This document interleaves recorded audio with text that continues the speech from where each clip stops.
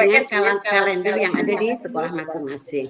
Kemudian pertimbangan yang ketiga dalam memilih tema itu adalah isu dan topik. Nah, Bapak Ibu guru bisa mengambil isu dan topik yang masih terkini. Nah, itu bisa dijadikan fokus untuk tadi tema yang bisa diambil. Jadi terkini itu ada topik apa yang masih banyak dibicarakan, ada isu apa yang ramai diperbincangkan. Ini juga bisa dijadikan fokus pembahasan dalam kegiatan P5 PPRA tersebut. Kemudian pertimbangan berikutnya, pertimbangan yang keempat untuk mengambil tema, yaitu tema yang belum dilakukan di tahun sebelumnya. Biasanya kan di sekolah Bapak Ibu itu ada kegiatan-kegiatan yang sudah direncanakan terkait P5 PPRA tadi. Nah, apa yang belum dilaksanakan? Atau mungkin ketika sudah ada jajaran P5 PPRA semuanya sudah terlaksana, itu boleh kembali lagi di kegiatan awal, itu boleh. Nah, jadi tema yang belum dilakukan ataupun sudah dilakukan semua sesuai yang direncanakan, berarti kembali pada tadi kegiatan yang di awal itu juga boleh.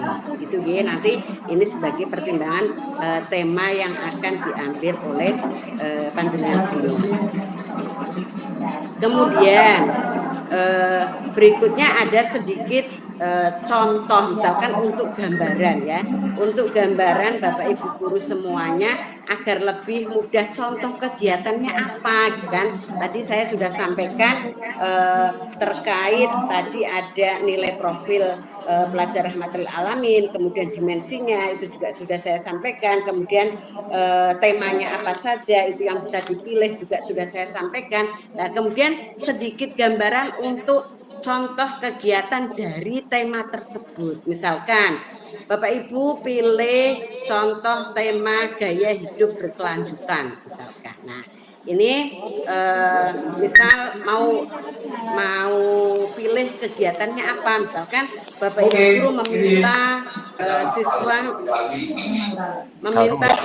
membawa bekal makanan sendiri dari rumah misalkan. Nanti dikemas kegiatannya seperti apa. Mengajak siswa untuk misalkan juga bisa mengajak siswa untuk memisahkan antara sampah organik dan anorganik. Nah, nanti dikemas kegiatannya yang seperti apa, proyeknya apa, gitu kan. Nah, ini akan lebih mudah. Jadi tentunya itu tadi yang menjadi pertimbangan-pertimbangan yang harus Bapak Ibu tentukan saat mau memilih tema dan yang lainnya tadi, baik itu dimensi, kemudian tadi nilai-nilainya, itu tentunya sesuaikan dengan proyek yang akan dibuat oleh Bapak Ibu. Nah, ini juga tidak boleh lepas dari LK, jadi lembar kerja. Sudah saya sematkan ya di LMS, di situ baik itu tugas ataupun yang diskusi itu sudah ada instruksinya. Sedikit mengulang nanti untuk selebihnya Bapak Ibu bisa cermati di LMS yang sudah saya sematkan ya. Nah, untuk tugas ya, tugasnya di LK itu bunyinya seperti ini, ada instruksi seperti ini. Bacalah dimensi dan tema proyek penguatan profil pelajar Pancasila dan nilai-nilai profil pelajar rahmatalil alamin. Berarti ini nanti sebelum Bapak Ibu mengerjakan, Bapak Ibu harus baca kegiatan belajar 7. Nah, setelah Bapak Ibu baca, itu akan tahu dimensi dan tema yang akan ditentukan. Jadi bisa disisir, saya mau pilih dimensi ini dan ini, temanya ini misalkan, nilai-nilainya ini gitu kan. Nah, karena tadi setelah baca pasti Bapak Ibu bisa menganalisis, karena instruksi berikutnya yang kedua yaitu analisis jumlah proyek penguatan profil pelajar Pancasila dan profil pelajar rahmatalil alamin dalam 1 tahun ajaran.